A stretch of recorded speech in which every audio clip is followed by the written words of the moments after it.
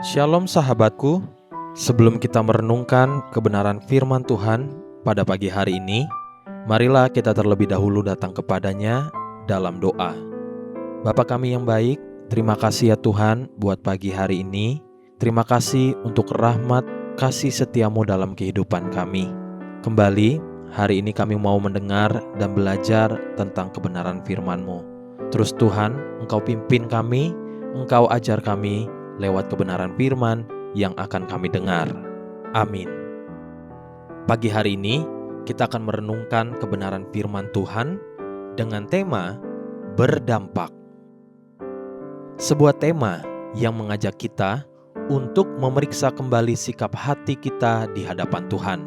Mari kita buka Alkitab kita di dalam kitab Matius pasal 5 ayat pertama sampai ayat yang kedua. Demikian firman Tuhan. Ketika Yesus melihat orang banyak itu, naiklah ia ke atas bukit, dan setelah ia duduk, datanglah murid-muridnya kepadanya. Maka Yesus pun mulai berbicara dan mengajar mereka, katanya. Matius pasal 5 ayat yang ke-20. Maka aku berkata kepadamu, jika hidup keagamaanmu tidak lebih benar daripada hidup keagamaan ahli-ahli Taurat dan orang-orang Farisi, sesungguhnya kamu tidak akan masuk ke dalam kerajaan sorga. Apa yang diperbuat Tuhan Yesus dan dicatat di Matius pasal 5 ayat 1 dan 2 merupakan sebuah patokan penting yang memberikan pandangan kebenaran bagi kita anak-anak Tuhan, terutama kita yang melayani Tuhan dalam berbagai-bagai kesempatan. Coba perhatikan sekali lagi apa yang terjadi saat itu. Ketika Yesus melihat orang banyak itu, naiklah ia ke atas bukit, dan setelah ia duduk, datanglah murid-muridnya kepadanya. Maka Yesus pun mulai berbicara dan mengajar mereka, katanya. Kemudian, pada pasal yang sama, Tuhan Yesus berkata kepada murid-muridnya, setelah dia sendiri pertama-tama menunjukkan sebuah teladan, dan inilah yang Tuhan katakan. Matius pasal 5 ayat yang ke-20. Maka aku berkata kepadamu, jika hidup keagamaanmu tidak lebih benar daripada hidup keagamaan ahli-ahli Taurat dan orang-orang Farisi, sesungguhnya kamu tidak akan masuk ke dalam kerajaan sorga. Disinilah kita akan melihat dua perkara secara kontras. Di ayat pertama, Matius pasal 5 ayat yang pertama, Tuhan Yesus menunjukkan arti yang sesungguhnya sebuah pelayanan. Disinilah kita akan melihat perbedaan yang sangat nyata antara pelayanan Kristus waktu dia di bumi dan pelayanan banyak gereja-gereja hari ini.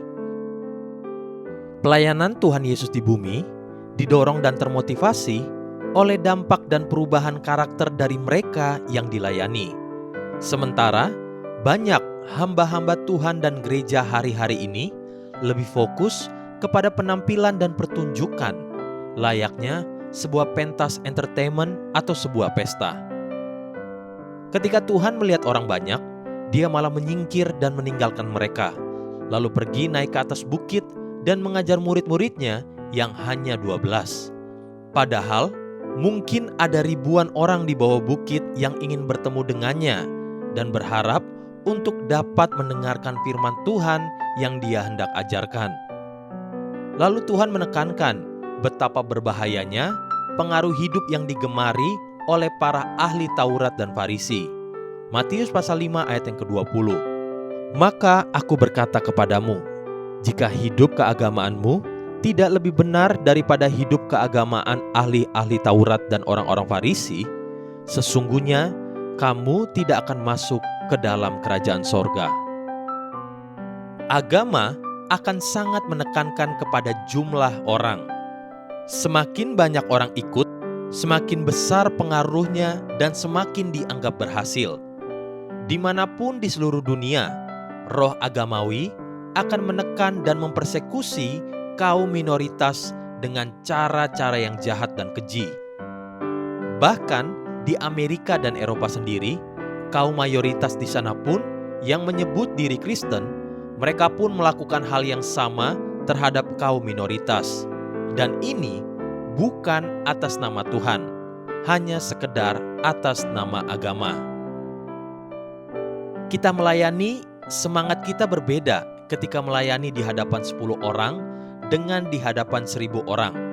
Sebab semangat tampil yang didorong oleh roh agamawi itu berpengaruh di dalam diri kita. Pagi ini, belajarlah dari Yesus. Yang terpenting adalah bagaimana pelayanan kita akan berdampak dan menjadi teladan baik, sekalipun hanya melayani 12 orang. Haleluya. Sahabatku, kiranya kebenaran firman Tuhan pagi ini tinggal di dalam hati kita dan menuntun setiap langkah hidup kita sepanjang hari ini. Mari kita menutup renungan ini dengan doa. Terima kasih ya Tuhan untuk kebenaran firman-Mu yang mengajar kami, untuk kami menjadi teladan yang baik dan benar, untuk kami fokus ke hal-hal yang berkenan kepada Engkau.